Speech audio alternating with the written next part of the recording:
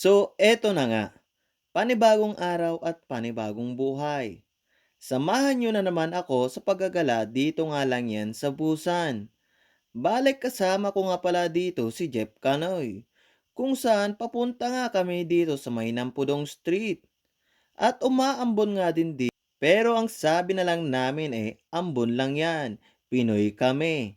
Alas 5 na nga din ito ng hapon at eto nga yung itsura dito. Dumaan nga lang kami dito sa may gitna para mas kunti yung nga yung mga tao kaysa doon nga sa kabila.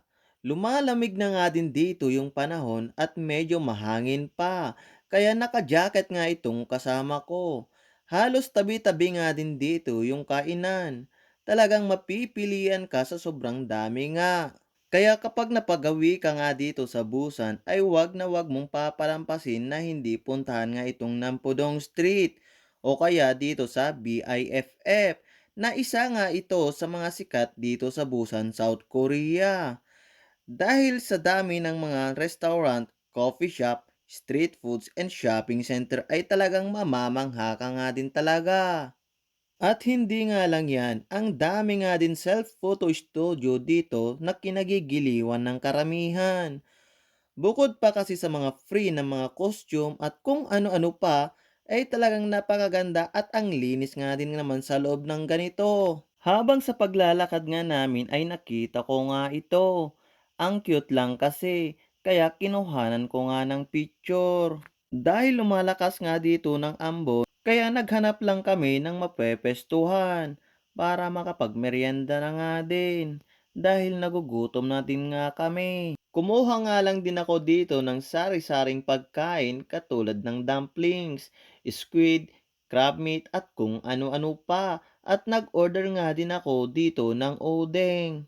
At pinasuyo ko na nga din itong pinainit para mas masarap nga dahil sa malamig nga ang panahon. Habang nga inaantay nga namin ang aming in-order ay umupo na nga din kami. Pagkalipas nga ng ilang minuto ay eto na nga at nagayat-gayat na nga din ito.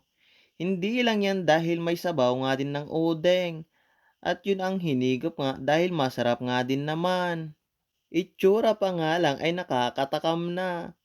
Napasobra nga din ata dito ang aming in-order dahil nabusog na naman kami ng sobra-sobra. Mabuti na nga lang at masarap nga ito kaya naubos nga din namin. Pagkatapos nga namin kumain ay nagbayad na nga din ako at dumiretso nga lang kami dito sa may game zone. Ang dami ngang mga claw machines at ang cute nga ng mga prizes. Subukan nga din dito ni Jeff Canoy na kunin itong mic. Ngunit pumalya nga siya dito. Nakailang take na nga siya ay hindi pa niya nakukuha kaya sabi ko sa kanya, sayang lang ang pera mo. At nung kalaunan ay naawa na ata tong machine sa kanya. Kaya bandang huli ay nakuha niya nga din ito. Kaya tuwang-tuwa nga siya dito dahil nakuha niya na nga ang mic na kanina pa nga niya kinukuha. Eto nga yung itsura dito sa loob. Halika't itutor ko nga kayo dito sa loob sa game zone. Sobrang dami nga ng pwedeng laruin. Kung gusto mo maglaro, pumunta ka nga dito. Hindi yung feelings ng jowa mo. Joke lang po. Naglaro nga lang din ako dito ng car racing game. Papansin nga lang din talaga itong pimples ko. Mabuti nga lang at nag enjoy ako. Kung hindi, baka mapisa ko pa nga ito.